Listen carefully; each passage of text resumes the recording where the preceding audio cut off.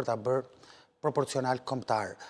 Nuk e ka bërë nëpërmjet nisës ligjore që parashikon ligji me 20.000 firma, por gjithsesi ka dërguar një version të saj në Parlamentin e Republikës Shqipërisë. Nuk është trajtuar, tashmë partitë kryesore të opozitës, po dhe partia më e madhe e opozitës, në parim është dakord për këtë sistem, i cili realisht e ndan më mirë votën, proporcionalitetin e votës në Shqipëri, por që ka dhe ai defektet e veta. Nuk ka asnjë sistem realisht perfekt, dhe nëse do ta shikojmë se çfarë do të sillte, çfarë do kishte mangut ky sistem, pra sistemi me një zonë të vetme zgjedhore, para është duhet ndërhyrje në Kushtetutën e Republikës Shqipërisë.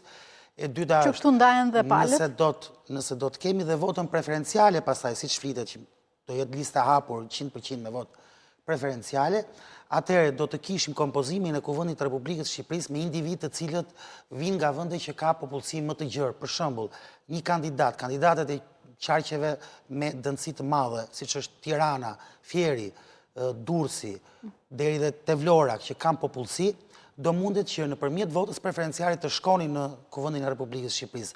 Ndërkohë, kandidatë që vinë nga zona veriore të Shqipërisë, ku edhe densija është me ulët, do ta kishin shumë të vështirë që të kalonin pragun dhe të futeshin në kuvend. Çka do të thotë që nuk do të kishim një përfaqësim real të komuniteteve të ndryshme në Kuvendin e Republikës.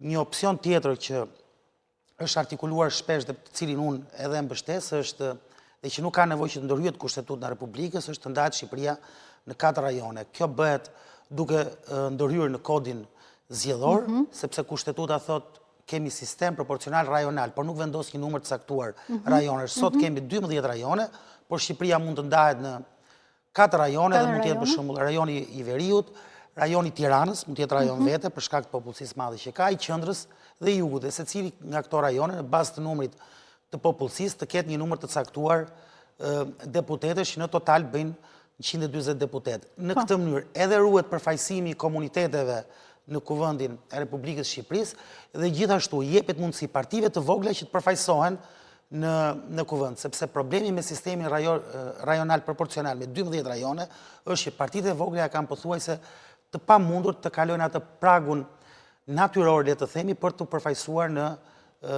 Republikën e Shqipërisë, siç ishte rasti i një partie e cila mori në rang republike 67.000 vota, po arriti që të çonte në Kuvendin e Republikës Shqipërisë vetëm një deputet nga rajoni i Tiranës. Këto janë çështjet që sot po diskutohen.